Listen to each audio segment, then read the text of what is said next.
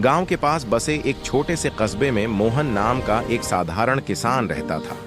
वह मेहनती था, लेकिन बहुत गरीब था। उसकी रोजी रोटी खेती पर निर्भर थी। मोहन का स्वभाव दयालु था। चाहे उसके पास कम ही क्यों न हो, वह दूसरों की मदद करने से कभी पीछे नहीं हटता था। एक दिन बारिश बहुत जोर से हुई। नदी उफान पर आ गई और कई घरों में पानी घुस गया। गांव में अफरा तफरी मच गई। लोग अपनी अपनी चीजें बचाने में लगे थे। मोहन ने देखा कि उसकी पड़ोसी बूढ़ी अम्मा अपने घर में फंसी हुई हैं। उनका घर लगभग डूब चुका था। मोहन के पास केवल एक छोटी नाव थी, जिससे वह खेतों तक जाता था।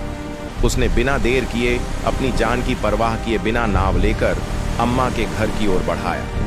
तेज बहाव और बारिश के बावजूद वह उन्हें सुरक्षित बाहर ले आया। रास्ते में उसकी नाव भी टूटने लगी, लेकिन उसने हार नहीं मानी। अम्मा को सुरक्षित स्थान पर छोड़कर मोहन घर लौटा तो देखा कि उसके अपने खेत पानी में बह चुके थे। उसकी मेहनत की पूरी फसल नष्ट हो गई थी।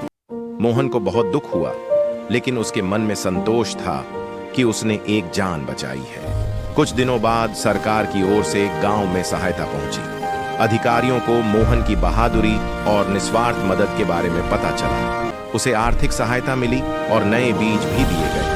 पूरे गांव ने मिलकर उसके खेत फिर से तैयार किए। मोहन की फसल पहले से भी अच्छी हुई। अब वह समझ गया था कि सच्ची मदद कभी व्यर्थ नहीं जाती। जब हम बिना स्वार्थ के किसी की सहायता करते हैं तो उसका फल किसी न किसी रूप में अवश्य मिलता है। निस्वार्थ भाव से की गई मदद हमेशा लौट कर आती है।